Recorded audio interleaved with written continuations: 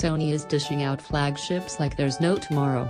Last year, the Japanese company was probably the most prolific top-of-the-line manufacturer of them all. And this year, at MWC, Sony decided to update its flagship line once more. The result were two new phones, the adequately refreshed Sony Xperia XZ Premium and the less novelty Xperia XZS. Leaving the XZ Premium aside, let's dive into the XZs and see what's what with the device.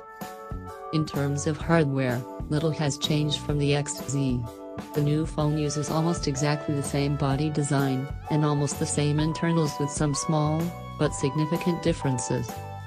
Thankfully, Sony's default browser is still Google Chrome, so you'll be getting the best possible Android compatibility.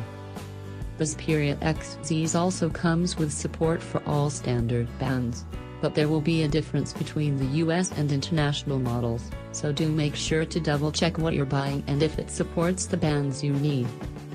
The phone also supports all standard connectivity options, the latest Wi-Fi standard, Bluetooth 4.2, NFC, GPS and so on.